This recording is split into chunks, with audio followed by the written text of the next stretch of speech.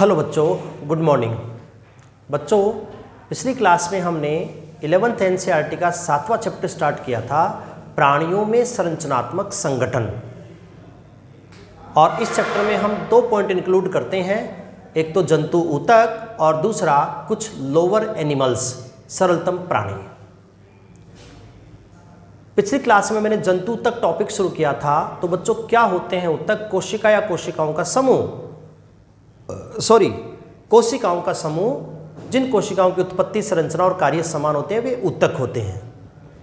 प्राणियों में ऊतक 4 प्रकार के होते हैं: उपकला, संयोजी, पेशीय और तंत्रिका। इन सब का इंट्रोडक्शन हमने पिछली क्लास में पढ़ लिया था बच्चों। आज की क्लास में हम उपकला ऊतक की डिटेल पढ़ेंगे। तो आज की क्लास का हमारा टॉपिक रहेगा बच्चों उपकला ऊतक, एपिथेलियम टिश्यू।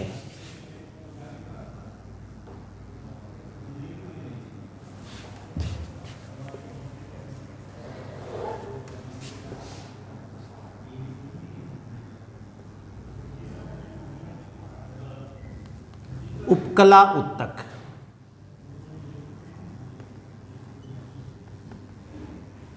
Epithelium tissue. इसको मैंने एक्सप्लेन कर दिया था पिछली क्लास में। इसका परिचय, उपकला क्या होता है। तो बच्चों, ये ऐसा ऊतक है जो सदैव किसी दूसरे ऊतक के ऊपर वृद्धि करता है। और वो दूसरा ऊतक कौन होगा? हमेशा संयोजी ऊतक। मैंने आपको ये भी बताया था कि उपकला और संयोजी ऊतक के बीच में एक पतली झिल्ली आधार कला होती है, जो उपकला और संयोजी को एक दूसरे से अलग करती है। तो उस आधार कला के ऊपर उपकला कोशिकाओं की कितनी परतें हैं, इसके आधार पर मैंने उपकला को 2 भागों में बांट दिया था, एक सरल उपकला और दूसरा संयुक्त उपकला। तो मैं बता दूं आपको वापस कि उपकला कोशिकाओं तथा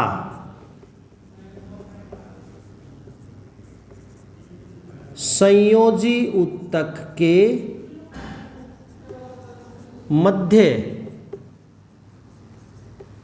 आधार कला उपस्थित रहती है। आधार कला उपस्थित रहती है। बच्चों, इस आधार कला पर उपकला कोशिकाओं की परतों की संख्या के आधार पर उपकला 2 प्रकार का होता है। इस आधार कला पर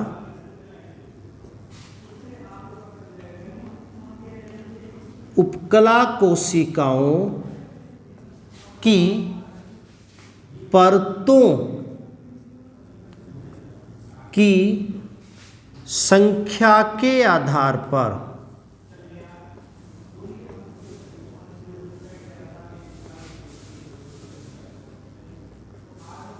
उपकला ऊतक 2 प्रकार का होता है। ये जो आधार कला होती है उपकला और संयोजी के बीच में, इस आधार कला के ऊपर उपकला कोशिकाओं कितनी परतों के रूप में जमा है, तो इसके आधार पर उपकला के 2 प्रकार हैं। कौन कौन से 2 प्रकार हैं मैंने बताया था पिछली क्लास में। एक तो है बच्चों सरल उपकला और दूसरा होता है संयुक्त उपकला। एक तो है सरल उपकला और दूसरा कौन सा है बच्चों? संयुक्त उपकला। क्या होता है दोनों में बेसिक डिफरेंस? सरल उपकला में उपकला कोशिकाएं एक परत के रूप में है, संयुक्त उपकला में उपकला कोशिकाएं 2 या 2 से अधिक परतों के रूप में है। ऐसा होता है सरल और संयुक्त। सबसे पहले हम बात करते हैं बच्चों सरल उपकला।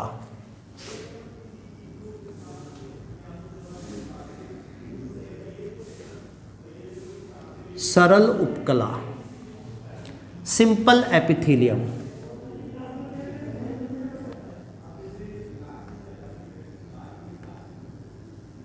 सरल उपकला, सिंपल एपिथेलियम। बच्चों, ये ऐसा उपकला है जिसमें उपकला कोशिकाएं आधार कला पर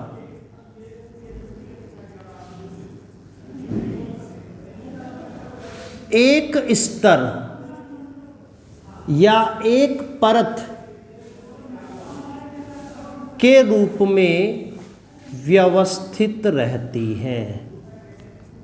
ये ऐसा उपकला है बच्चों जिसमें उपकला कोशिकाएं आधार कला पर किस प्रकार से व्यवस्थित हैं, एक परत के रूप में व्यवस्थित हैं।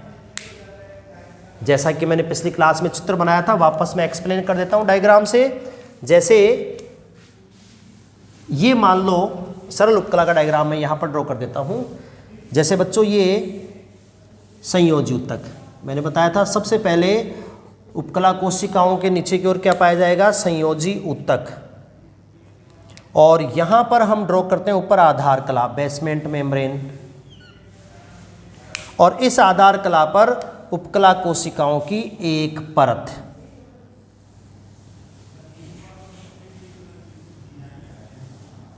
ये उपकला कोशिकाओं की एक परत, कोशिकाओं की एक परत है, यहां पर एक सिंगल लेयर है आधार कला के ऊपर। तो ये तो है उपकला कोशिकाओं की एक परत, उपकला सेल्स। ये परत कहां पर रखी हुई है, आधार कला पर रखी हुई है। और ये आधार कला के नीचे क्या है, संयोजी ऊतक। तो यदि बच्चों उपकला कोशिकाएं एक परत के रूप में हैं तो ऐसे उपकला को हम क्या नाम देंगे, सरल उपकला। तो ऐसा होता है बच्चों सरल उपकला। तो हमने क्या लिखा सरल उपकला में, उपकला कोशिकाएं आधार कला पर एक स्तर के रूप में व्यवस्थित हैं। अब ये जो उपकला कोशिका, इनकी आकृति कैसी है, इसके आधार पर फिर वापस इसका वर्गीकरण है। तो उपकला कोशिकाओं की आकृति के आधार पर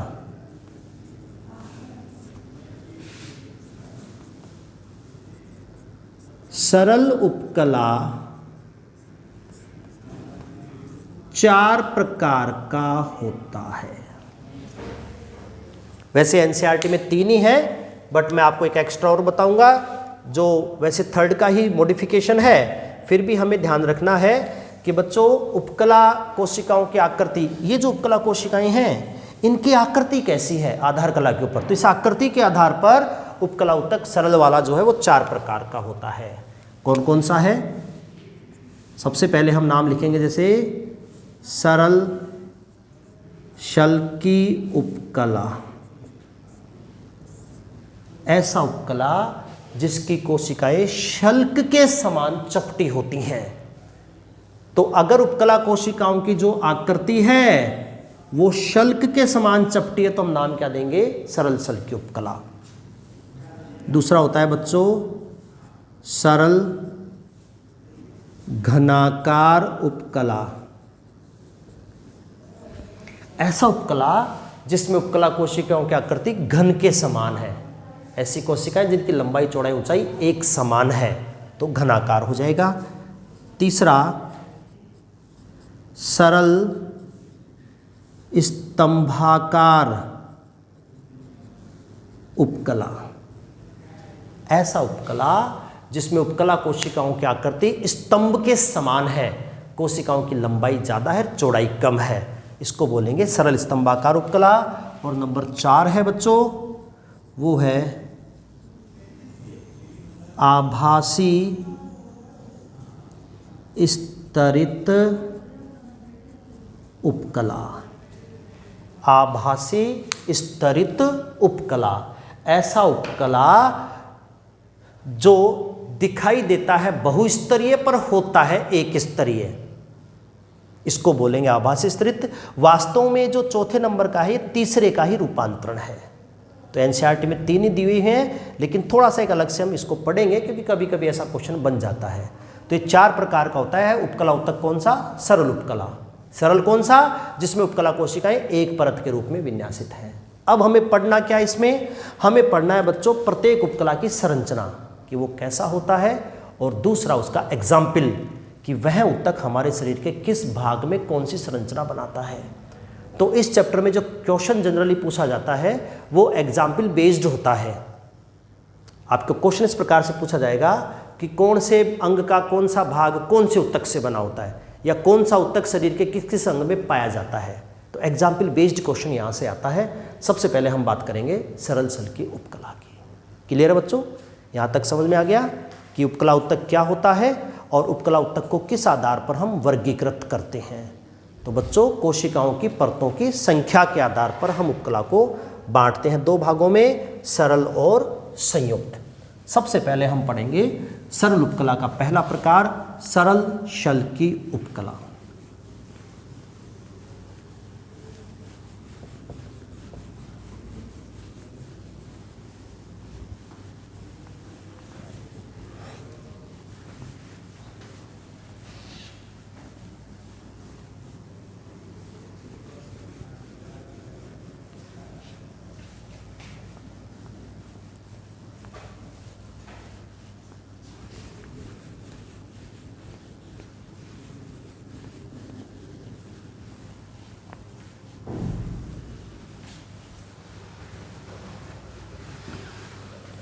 तो बच्चों, हमारा टॉपिक है उपकला उत्तक और इसमें हम पहला पॉइंट लेंगे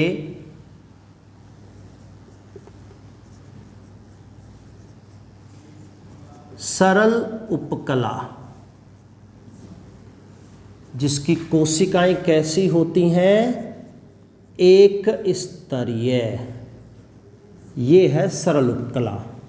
और कोशिकाओं की आकृति के आधार पर फर्दर वर्गीकरण कर दिया। पहला कौन सा बन गया? पहला बन गया सरल शल की उपकला। ये पहला उपकला है बच्चों, सरल शल की उपकला, जिसको हम इंग्लिश में नाम दे सकते हैं सिंपल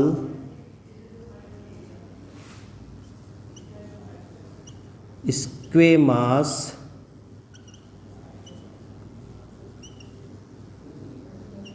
एपिथेलियम। सरल शल की उपकला, सिंपल स्क्वेमस एपिथेलियम। सरल का सीधा मतलब है एक स्तरीय। एक स्तरीय उपकला जिसमें उपकला कोशिकाएं एक सिंगल लेयर के रूप में विन्यासित रहेंगी। तो बच्चों, ये ऐसा उपकला है जिसमें उपकला कोशिकाओं की आकृति शल्क के समान चपटी है। तो इसकी कोशिकाएं कैसी होती हैं बच्चों? शल्क के समान चपटी होती हैं, इसलिए तो इसको नाम का दिया गया सरल शल की उपकला। प्रत्येक कोशिका के केंद्रक में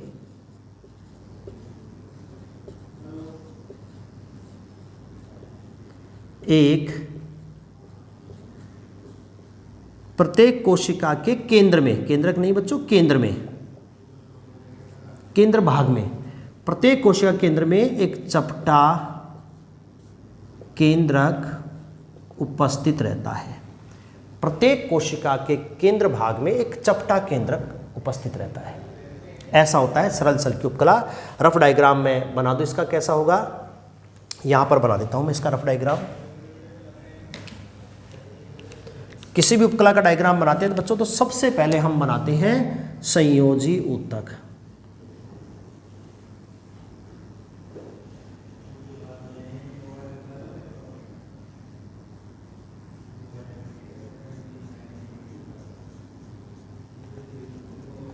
ये बच्चों मैंने ड्रॉ कर दिया है इसका संयोजी ऊतक, कनेक्टिव टिश्यू। और इस संयोजी ऊतक के ऊपर पाई जाएगी आधारीय कला। ये है इसकी बेसमेंट मेम्ब्रेन। और इस आधारीय कला पर उपकला कोशिकाओं की एक सिंगल लेयर होगी और वो उपकला कोशिकाएं इस प्रकार से शल्क के समान चपटी होती हैं, इर्रेगुलर शेप की होती हैं।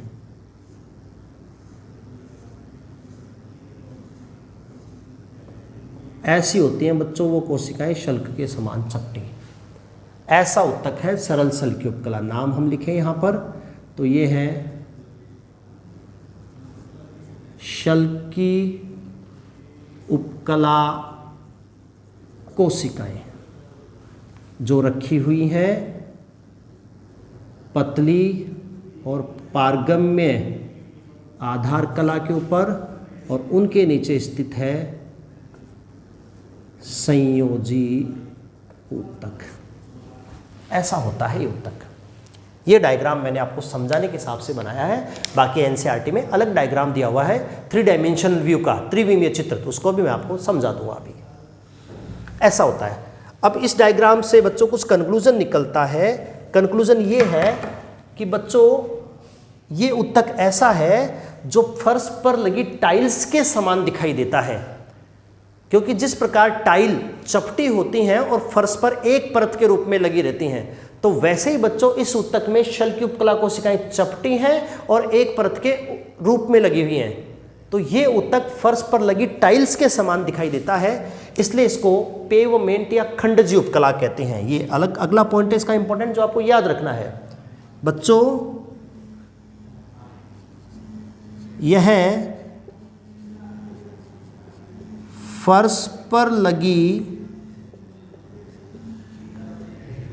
टाइल्स के समान दिखाई देता है।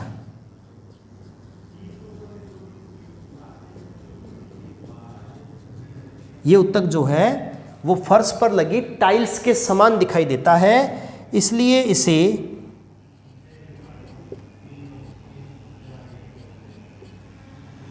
खंडजी उपकला,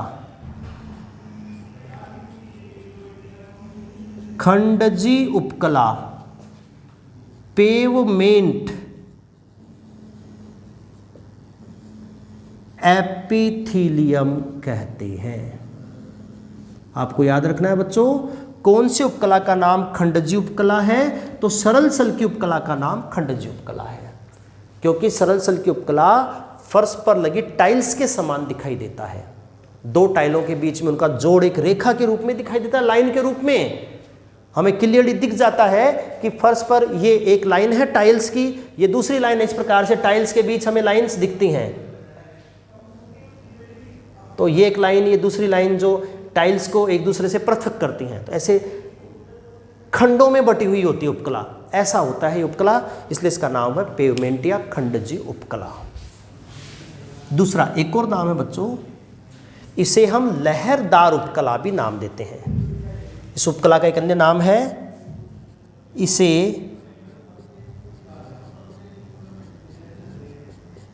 लहरदार उपकला,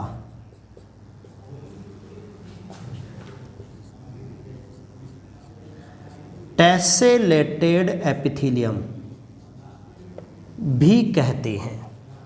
इसका एक अन्य नाम है बच्चों लहरदार उपकला। क्यों? जैसा मैंने चित्र बनाया है, ये लहर वेव के समान, तरंग के समान है। तो तरंग के समान इस प्रकार से ये उबड़ खाबड़ होता है, इसलिए हम इसको लहरदार उपकला, टेसेलेटेड एपिथेलियम कहते हैं। ये है बच्चों सरल सल की उपकला। हम बात कर रहे हैं उपकला ऊतक का पहला प्रकार सरल सल की उपकला, ऐसा उपकला जिसकी उपकला कोशिकाएं एक परत के रूप में विन्यासित हैं, वो सरल है। अगर आकृति शल्क के समान चपटी है तो वो सरल शल्की है। इसी को खंडजी उपकला कहेंगे, इसी को लहरदार उपकला कहेंगे। ये इसका डायग्राम है। दूसरा डायग्राम जो एनसीईआरटी में गिवन है, मैं आपको वो समझा देता हूँ। एनसीईआरटी में इसका 3 डायमेंशनल डायग्राम गिवन है, तो वो भी मैं आपको हल्का सा बना के समझा देता हूँ, क्योंकि अगर डायग्राम बेस्ड क्वेश्चन आता है तो बच्चों डायग्राम एनसीईआरटी के पूछे जाएंगे कि इस प्रकार से क्वेश्चन आ जाता है कि कौन सा चित्र है और क्या कार्य है, या कौन सा चित्र है कहाँ पाया जाता है। तो डायग्राम बेस्ड क्वेश्चन पूछा जाता है। तो ये डायग्राम जो मैं बना रहा हूँ इसका वो एनसीईआरटी बेस्ड है।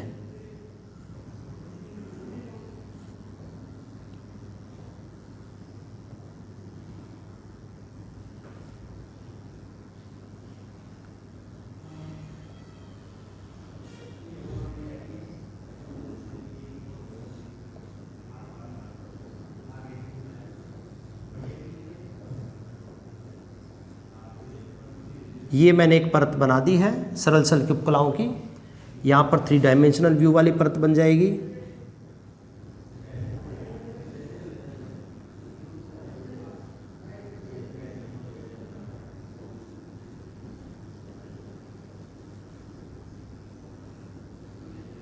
ये 3 डायमेंशन व्यू वाली परत बन गई है, और इस प्रकार से आप बहुत सारी परतें बना सकते हैं।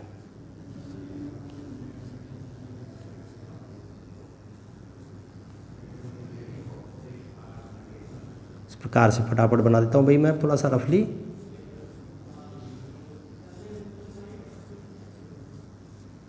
ये थोड़ा मैंने रफली बना दिया है, समझ में आ जाएगा। आपके एनसीईआरटी में गिवन है, दिया गया है, एनसीईआरटी में देखकर आप इस डायग्राम को तैयार कर लेंगे।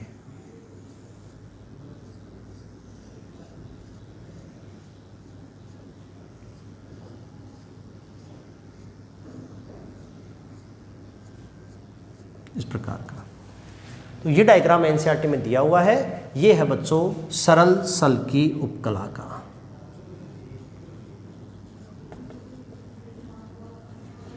ये सरल सल की उपकला है जो शल्क के समान चपटी कोशिकाओं से बना होता है और ये कोशिकाएं एक परत के रूप में आधार कला पर व्यवस्थित रहती हैं, इसलिए ये एक स्तरीय उपकला होता है।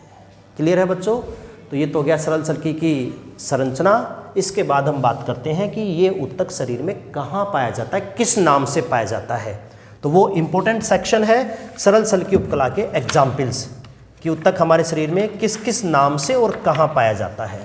क्लियर है बच्चों?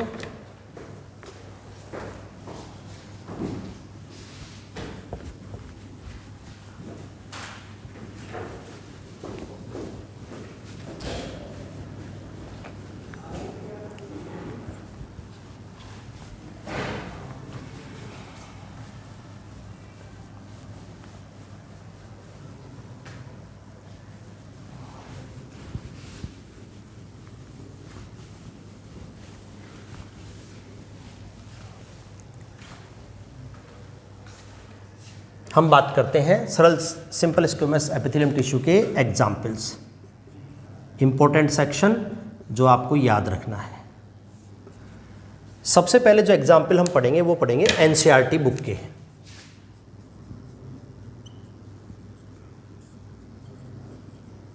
जो आपको एज इट इज याद रखना है, एनसीईआरटी बुक में दो एग्जाम्पल दे रखे हैं जो इस ऊतक से बनी होती हैं संरचनाएं।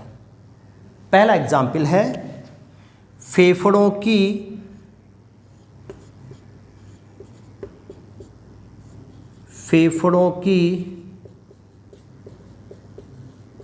कुपिकाओं की भित्ति।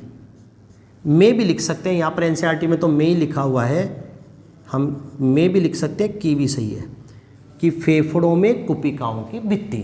बच्चों हमारे फेफड़ों में क्रियात्मक इकाई के रूप में एल्वियोलाई कुपिकाइज होती हैं। उन कुपिकाओं की भित्ति सरल सल की उपकला से बनी होती है।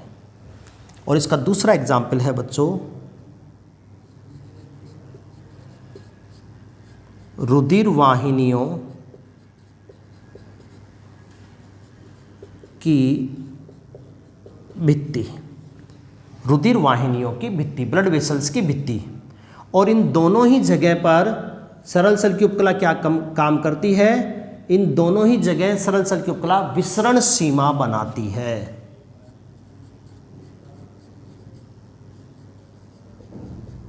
विसरण सीमा बनाती है, मतलब सरल सल की उपकला का मुख्य काम यहां पर क्या हो गया? विसरण, डिफ्यूजन। पदार्थों को आर पार गमन करवाने में, पदार्थों को अधिक सांद्रता से कम सांद्रता की ओर ले जाने में मदद करती है ये झिल्ली, ये परत। सरल सल की उपकला से बनी जो परत है, जहां जहां पाई जाएगी उस परत से होकर पदार्थ आसानी से उसको पार करके जा सकते हैं अपनी सांद्रता प्रवणता के अनुसार। तो इन दोनों जगहों पर सरल सल की उपकला क्या करती है बच्चों? विसरण सीमा बनाती है। मतलब इसके जरिए यहां पर डिफ्यूजन, विसरण होता है। ये एग्जाम्पल तो एनसीईआरटी में दिए हुए हैं। अब हम बात करते हैं कुछ अन्य एग्जाम्पल्स की, वो भी इंपॉर्टेंट है, आपको याद रखने हैं। सरल सल की उपकला के कुछ अन्य एग्जाम्पल्स।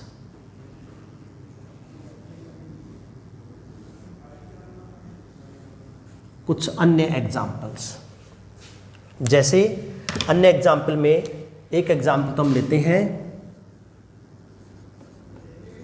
नेफ्रॉन का बोमेन कैप्सूल।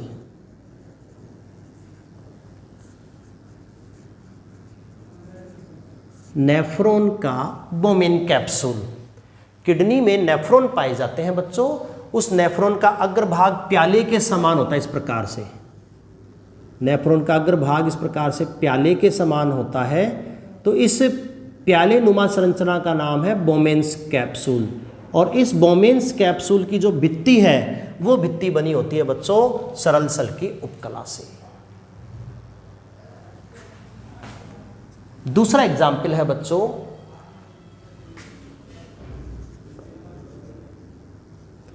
हेनले लूप की अवरोही एवं पतली आरोही भुजा। ये दूसरा एग्जाम्पल है।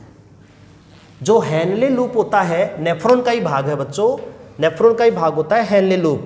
तो उस हेनले लूप की अवरोही और पतली आरोही भुजा ये बनी होती है सरल सल की उपकला से। इस प्रकार से बोमेन कैप्सूल से यू आकृति का हेनले लूप निकलता है बच्चों।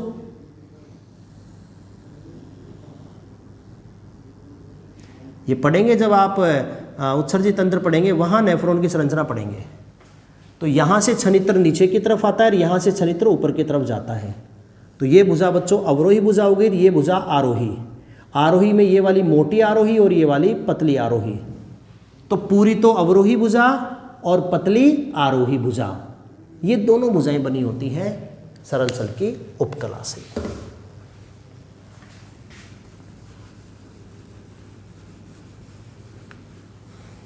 इसके बाद बच्चों इसमें एग्जाम्पल है वो है एंडोथीलियम। अगला एग्जाम्पल है एंडोथीलियम। ये भी सरल सल की उपकला से बना होता है। क्या होता है एंडोथीलियम बच्चों? एंडोथीलियम है रुधिर वाहिनियों, ब्लड वेसल्स, रुधिर वाहिनियों कोमा लसिका वाहिनियों एवं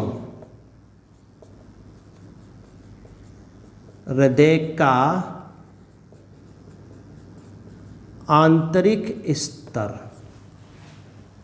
रुधिर वाहिनियां ब्लड वेसल्स, लसिका वाहिनियां लिम्फ वेसल्स और हृदय हार्ट का जो आंतरिक स्तर होता है बच्चों, इस स्तरों को सम्मिलित रूप से अपन क्या बोलते हैं? एंडोथीलियम। और ये एंडोथीलियम कौन से ऊतक से बना होता है? सरल सल की उपकला से। तो ये सरल सल की उपकला के दो स्टैंडर्ड एग्जाम्पल तो एनसीईआरटी में गिवन है। ये भी बच्चों एनसीईआरटी में है, लेकिन ये ऊतक वाले चैप्टर में नहीं है। ये जैसे जैसे ऑर्गन सिस्टम पढ़ोगे तो वहां जब नेफ्रॉन की संरचना पढ़ोगे तो वहां लिखा हुआ होता है कि बोमेन कैप्सूल सरल सल की उपकला से बना है, हेनले लूप की अवरोही भुजा पतली आरोही सरल सल की उपकला से बनी होती है, रुधिर वाहिनियों का आंतरिक स्तर, लसिका वाहिनियों का आंतरिक स्तर, हृदय का आंतरिक स्तर, ये सब के सब एंडोथीलियम कहलाते हैं जो सरल सल की उपकला से बने होते हैं। और अगला एग्जाम्पल है बच्चों मीजोथीलियम।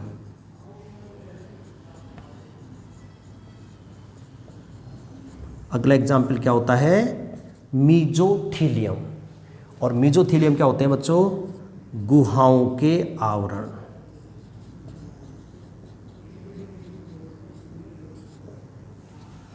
गुहाओं के आवरण को हम नाम देते हैं मीजोथीलियम। और मीजोथीलियम बने होते हैं बच्चों सरल सल की उपकला से।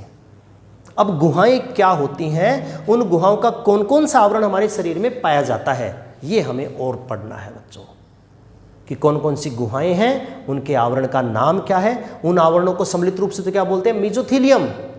और वो मीजोथीलियम बने होते हैं सरल सल की उपकला से। तो कौन कौन से आवरण हैं ये और पढ़ना है बच्चों हमें।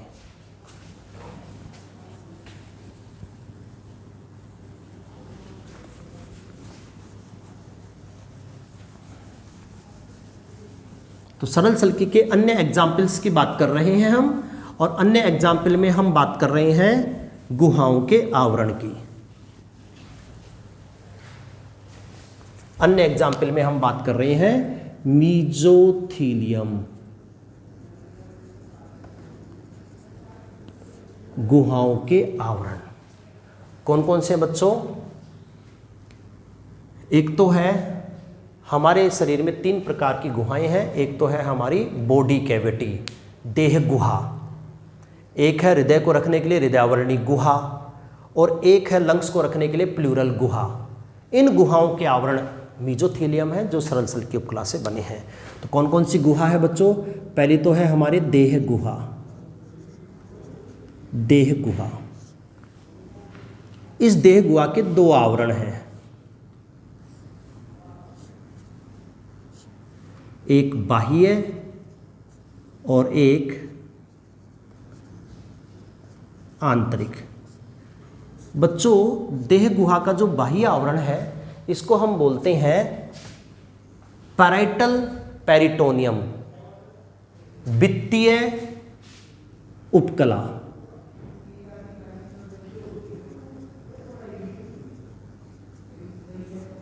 पैराइटल पेरिटोनियम देह गुहा का बाह्य स्तर का नाम है, और देह गुहा के आंतरिक स्तर का नाम है बच्चों विसरल, हिंदी में कहेंगे आंतरांगीय उपकला या पेरिटोनियम। ये भी री छोटा आएगा बच्चों यहां पर। विसरल पेरिटोनियम, आंतरिक आवरण, और ये दोनों ही पेरिटोनियम बच्चों बने होते हैं सरल सल की उपकला से। दोनों में कौन सा उत्तक है? ये दोनों आवरण बने होते हैं सरल सल की उपकला से, पैराइटल पेरिटोनियम और विसरल पेरिटोनियम। दोनों ही पेरिटोनियम सम्मिलित रूप से क्या हो गए बच्चों? मीजोथीलियम। और दोनों कौन से उत्तक से बने हैं? सरल सल की उपकला से। दूसरी गुहा होती है बच्चों फेफड़ों को रखने के लिए फुफ्फुसावर्णी गुहा। फुफ्फुसावर्णी गुहा, जिसको इंग्लिश में हम कहेंगे प्लूरल कैविटी।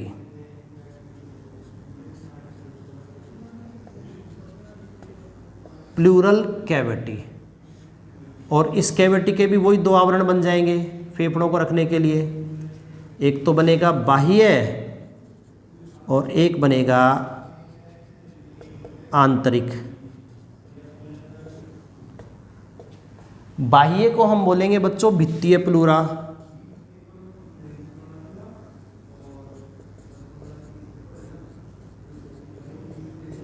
और दूसरे को बोलेंगे हम आंतरिक प्लूरा। आंतरिक प्लूरा, और ये दोनों ही प्लूरा बने होते हैं बच्चों सरल सल की उपकला से।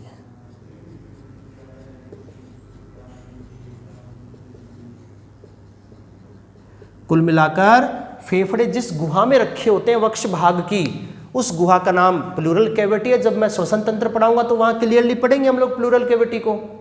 तो प्लूरल कैविटी के जो दो आवरण हैं, बाहरी आवरण वित्तीय प्लूरा और आंतरिक आवरण आंतरिक प्लूरा, और दोनों ही प्लूरा बने होते हैं सरल सल की उपकला से। तीसरी गुहा होती है बच्चों हृदयावरणी गुहा। ये गुहाएं हैं जिनको मैं पढ़ा रहा हूं, गुहा नंबर 1, गुहा नंबर 2 और गुहा नंबर 3 यहां लिख लेते हैं हम लोग। हृदयावरणी गुहा,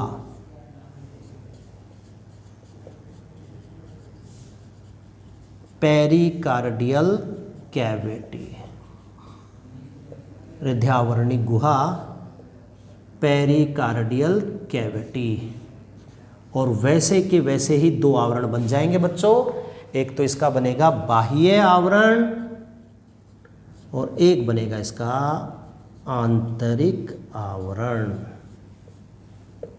और अब इनके नाम। हृदयावरणी गुहा का जो बाह्य आवरण है उसका नाम होता है बच्चों पेरिकार्डियम।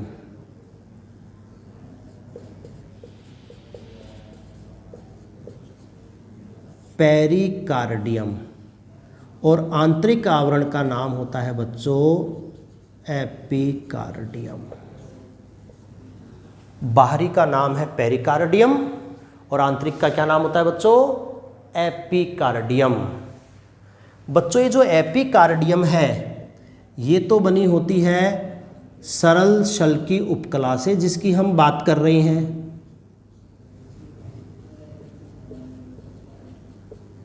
लेकिन ये पेरिकार्डियम एक्सेप्शन है, अपवाद है। ये हृदयावरणी जो गुहा है, इसका जो बाह्य आवरण है जिसका नाम है पेरिकार्डियम, ये बच्चों एक्सेप्शन है, क्योंकि ये सरल सल की उपकला से बना हुआ नहीं होता है। ये बना होता है श्वेत तंतुमय संयोजी ऊतक से। ये संयोजी ऊतक से बना है, फिलहाल इतना याद रख लेंगे। बाकी श्वेत तंतुमय संयोजी ऊतक क्या है उसकी अपन बाद में बात करेंगे। फिलहाल इतना याद रख लेंगे कि ये बना होता है संयोजी ऊतक से। पूरा नाम है श्वेत तंतुमय संयोजी ऊतक। तो ये है बच्चों हमारे शरीर में जो सरल सल की उपकला है उसके एग्जाम्पल्स, कि वो सरल सल की उपकला हमारे शरीर के कौन कौन से भागों में पाया जाता है। क्लियर है बच्चों? तो हम बात कर रहे हैं जंतु ऊतक में पहला उपकला ऊतक और उसका पहला प्रकार सरल सल की, जिसकी उपकला कोशिकाएं एक परत के रूप में व्यवस्थित है। उस उपकला कोशिकाओं की एक परत की आकृति के आधार पर फर्दर इसका वर्गीकरण था। पहला प्रकार सरल सल की उपकला, जिसकी कोशिकाएं शल्क के समान चपटी होती हैं। अब ये उपकला कहाँ पाया जाता है? तो दो एग्जाम्पल एनसीईआरटी में है गिवन। फेफड़ों में कुपिकाओं की भित्ति से बनी होती है और रुधिर वाहिनियों की भित्ति से बनी होती है। दोनों जगह ये विसरण सीमा बनाती है। और बाकी अन्य एग्जाम्पल्स मैंने आपको बता दिए हैं, जैसे बोमेन्स कैप्सूल में, हेनले लूप की अवरोही और निचली आरोही भुजा में, एंडोथीलियम में, और लास्ट एग्जाम्पल मीजोथीलियम में। मीजोथीलियम क्या होते हैं? गुहाओं के आवरण।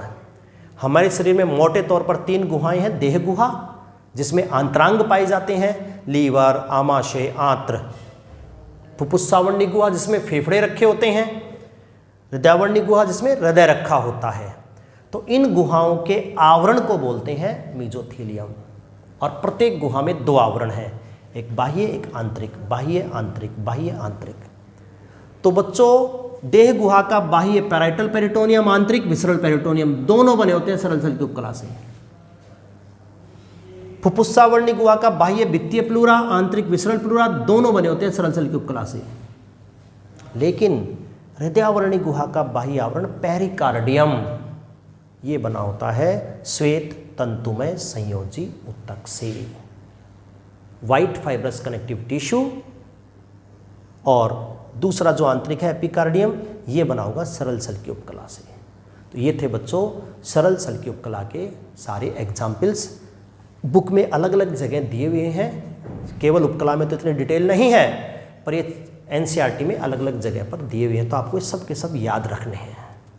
क्लियर है बच्चों? इसके बाद अगली क्लास में हम दूसरे प्रकार का सरल उपकला पढ़ेंगे, जो है सरल घनाकार उपकला। धन्यवाद बच्चों।